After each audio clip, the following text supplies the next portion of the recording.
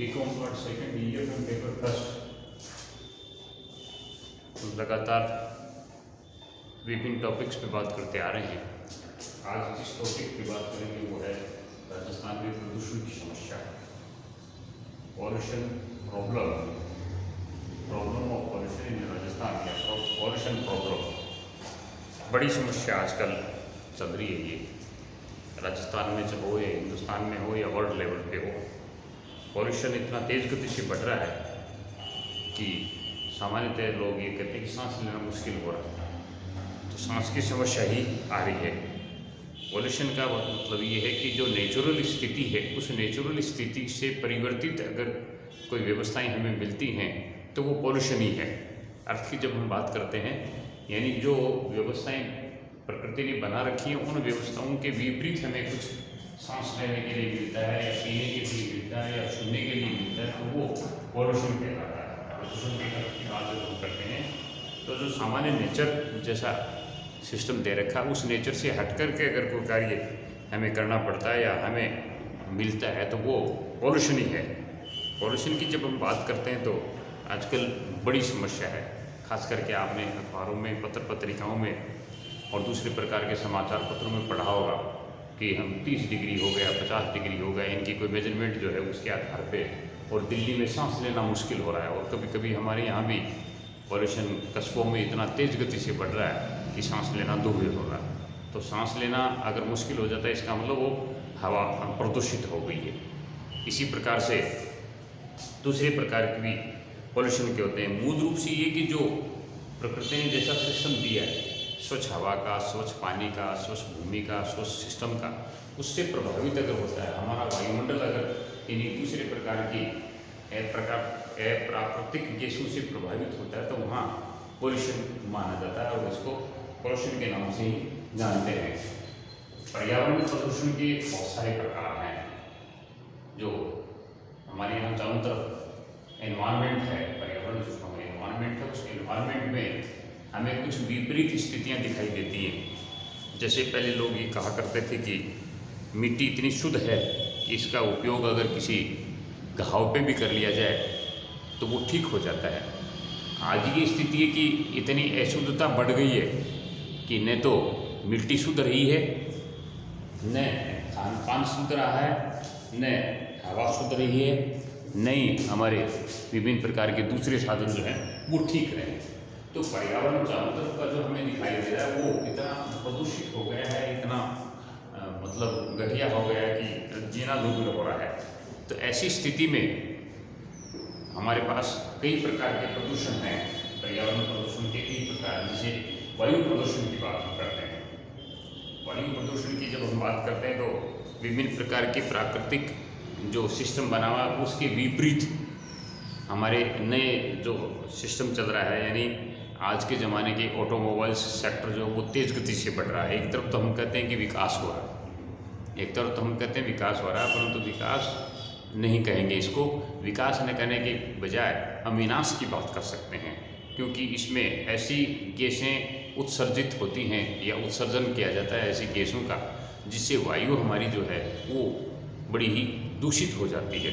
और जब वायु दूषित हो जाती है तो ऐसी स्थिति में हमें सांस लेने में दिक्कत आती है, और जब सांस लेने में हमें ऑक्सीजन पर्याप्त नहीं मिलती तो हमें बहुत प्रकार के रोगों से ग्रसित होना पड़ता है। जैसा मैंने दिल्ली का उदाहरण दिया, वैसे ही अगर आप सीकर का उदाहरण लोगे, जयपुर का उदाहरण लोगे, तो आपको यूँ लगेगा सायंकाल में जैसे एक बादल छाया हुआ है, एक अलग से बादल सा छाया हुआ है। इतनी पॉल्यूशन बढ़ जाता है कि आपको एक परत दिखाई देने लग जाती है। या यूँ कह दीजिए कि वायु में इतना प्रदूषण है कि उस प्रदूषण को आप विभिन्न प्रकार के आर्टिकल्स के ऊपर जमा हुआ देख सकते हैं। कहने का मतलब है कि हवा में धूल है, विभिन्न प्रकार की गैसेज हैं, धुआं है, और जो विभिन्न प्रकार के केमिकल्स हैं वो मिल जाते हैं। तो ऐसी स्थिति में वायु प्रदूषण होता है। वायु प्रदूषण का प्रभाव पेड़ पौधों पे भी पड़ता है, मनुष्य के ऊपर भी पड़ता है, पशु पक्षी के भी पड़ता है। यानी नेचर के जितने भी सिस्टम बना हुआ वो सिस्टम सारा इस प्रदूषण से प्रभावित होता है। तो सबसे बड़ा प्रदूषण ये हो रहा है। दूसरा हम ये कह सकते हैं कि जल प्रदूषण है। हमें पीने योग्य पानी नहीं मिलता, आजकल नया सिस्टम लोगों ने चलाया कि आरओ लगा लो साहब, वाटर रिफाइनरी जो मशीन आती है वो, परंतु जो नेचुरल मिनरल्स पानी में मिलते हैं, प्रकृति के द्वारा मिलाए जाते हैं, जो अपने आप मिलते हैं, या यूँ कह दीजिए जो वाटर रिसोर्सेज जिनमें हमें पेयजल प्राप्त करते हैं, उनमें जो नेचुरल मिनरल्स जो आपको मिलने चाहिए वो अगर आप आरओ लगाते हो तो उससे ख़त्म हो जाते हैं। फिर दूसरी बात ये कहते हैं कि हमारे यहाँ साहब फ्लोराइड बहुत मात्रा में, पोल्यूशन का दूसरा कारण ये बताते हैं फ्लोराइड पर्याप्त मात्रा में है। तो फ्लोराइड को दूर करने के लिए मशीन की आवश्यकता होती है, लेकिन मशीन उन सब तत्वों को दूर कर देती है जो हमारे लिए लाभदायक होते हैं, इसलिए उस पानी में कुछ नहीं बचता है। और पानी एक ऐसा अमृत है जिससे व्यक्ति जिंदा रह सकता है, और ऐसे अमृत को अगर प्रदूषित कर दिया गया, दूसरी जो हमारे नेचुरल रिसोर्सेज हैं पानी के, चाहे वो नदी हो, चाहे वो नाले हों, चाहे वो पोखर हो, चाहे वो तालाब हो, उन सब को भी प्रदूषित कर दिया गया। जगह जगह जो नदियाँ बहती हैं उनमें कल कारखानों का जो विभिन्न प्रकार का वेस्ट मटेरियल वो जाके मिल जाता है, मृत पशु उसमें डाल दिए जाते हैं, मृत व्यक्ति उसमें डाल दिए जाते हैं, दूसरे प्रकार के केमिकल उसमें मिला दिए जाते हैं। तो इतना जल प्रदूषित हो गया है कि आप जो पेयजल है आपका, उसकी समस्या लोगों के सामने आ रही है, यानी पीने योग्य पानी की समस्या आ रही है, और इससे हेल्थ के ऊपर एडवर्स इफेक्ट पड़ रहा है। हेल्थ जो है वो डिग्रेड हो रही है लगातार पानी के कारण से। ये हमारे राजस्थान की समस्या तो बहुत बड़ी है। आप खास करके राजस्थान के जो मरुस्थलीय जिलों में जाओगे तो वहाँ पीने योग्य पानी की व्यवस्था नहीं है, और पानी की जो व्यवस्था है वो स्वच्छ पेयजल नहीं है। पेयजल तो पानी तो है वहाँ, लेकिन स्वच्छ पेयजल नहीं है। लोगों के हड्डियों के रोग हो जाते हैं, दांत खराब होने के रोग हो जाते हैं, पेट संबंधी समस्याएं खड़ी हो जाती हैं, कई प्रकार के प्रदूषण फैलने के कारण से ये समस्याएं खड़ी हो जाती हैं लोगों के सामने। तो ये बड़ा प्रदूषण है, वायु प्रदूषण के बाद में जल प्रदूषण भी अपने आप में बहुत बड़ा है, जो समस्याएं क्रिएट करता है, जो लोगों को प्रभावित करता है सीधा सीधा, जिससे लोग की दिनचर्या और प्रभावित होती है।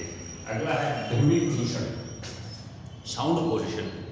जैसे तेज गति से आपका कोई आवाज़ हो रही है तो आपको प्रभावित करेगी, वो आपकी मन स्थिति पे वो प्रभाव डालेगी। इसी प्रकार से मान लीजिए कोई गाड़ी घोड़े हैं या मोटर गाड़ी हैं या दूसरे प्रकार के यंत्र हैं, वो अगर ध्वनि को प्रभावित करते हैं, शांति नहीं रहने देते, तो वो ध्वनि प्रदूषण भी बहुत चारों तरफ फैल रहा है। जैसे कभी हॉर्न की आवाज़ सुनाई देती है आपको, कभी गाड़ी की इंजन की आवाज़ सुनाई देती है, कभी आपको धुआं दिखाई देता है, कभी आप देखते हैं दूसरे प्रकार के साउंड की जो पॉल्यूशन है वो चारों तरफ फैली हुई है। शांति नहीं है, अशांत है वातावरण, और वातावरण अशांत है तो व्यक्ति का मन जो है स्थिति है वो भी अशांत होती है, और अशांत मन स्थिति में आप जानते हैं उसकी प्रोडक्टिविटी घटती है, और जैसे ही उसकी प्रोडक्टिविटी घटती है तो हमारे यहाँ कई प्रकार की समस्याएं होती है।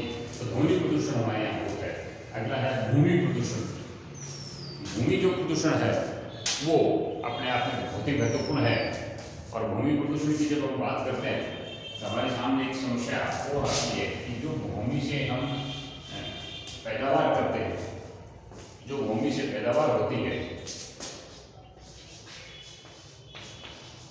वो पैदावार भी दूषित हो जाती है, अर्थात खाद्यान्न जो है हमारा अनाज जो है वो प्रदूषित हो जाता है। और खाद्यान्न और अनाज प्रदूषित होता है तो हम जो खाद्यान्न का उपयोग करते हैं, जो खाद्य सामग्री काम में लेते हैं, वो हमारी प्रभावित होती है। अब देखो भूमि प्रदूषण की समस्या मैं आपको बताऊँ कि इस लेवल पे चली गई है, खास करके राजस्थान में तो ऐसी समस्या हो गई है कि गंगानगर, हनुमानगढ़ और उस एरिए में या भरतपुर और अलवर में जहाँ फर्टाइल है भूमि, वहाँ लोग पेस्टिसाइड्स का और विभिन्न प्रकार के केमिकल्स का उपयोग करते हैं। उन केमिकल्स और पेस्टिसाइड्स के कारण से वहाँ की भूमि इतनी दूषित हो गई है, वहाँ की भूमि इतनी प्रदूषित हो गई है कि उससे पैदा होने वाला जितना भी खाद्यान्न है, ऑयलसीड्स है या पल्सेज हैं, अर्थात चाहे वो दाल हो, चाहे वो खाद्यान्न हो और चाहे वो तिलहन हो, वो सारे के सारे इतने ज़्यादा प्रदूषित हो गए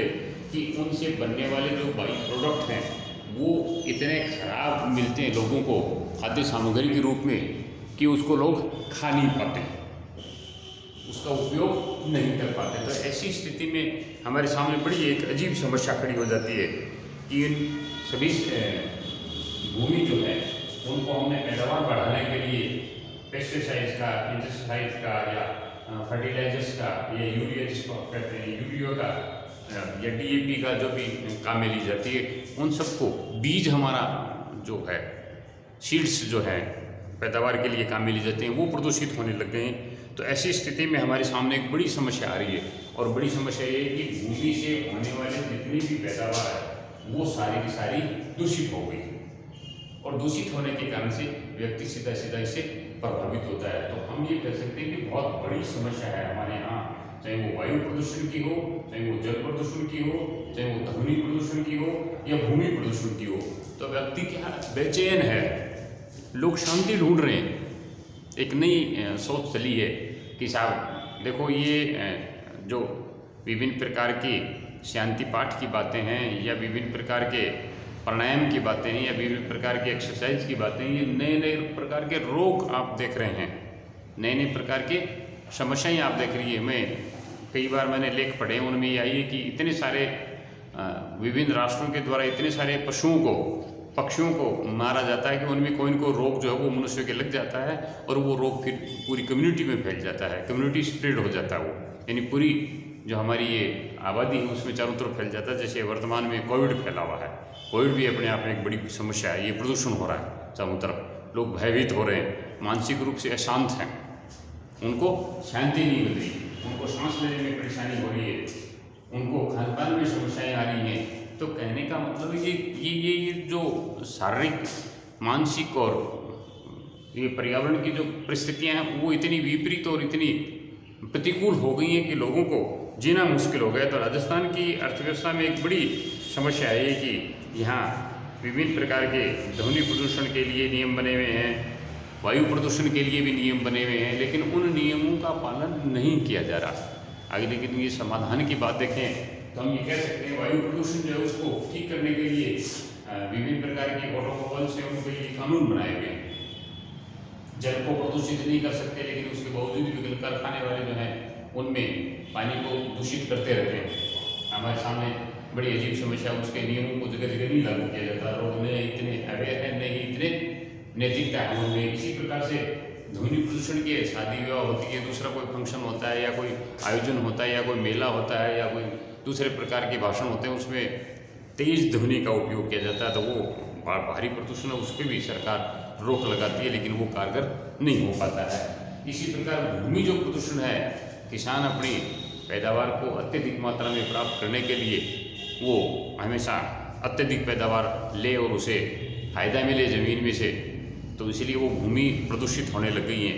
फिर भूमि में जितने भी केमिकल्स डाले जाते हैं, जितने भी विभिन्न प्रकार के कलर्स हैं, विभिन्न प्रकार के प्लास्टिक्स हैं, आप देखिए भूमि को प्रदूषित करने के लिए हमारे पास जो भी नया मटेरियल आ रहा है आजकल, विभिन्न प्रकार की उपभोग की जो सामग्री है, वो चाहे वो ई कंटेंट्स के रूप में हो, चाहे वो ई कचरा हो, वो सारा का सारा इस भूमि को प्रदूषित कर रहा है। तो कहने का मतलब है कि राजस्थान में बहुत बड़ी समस्या है।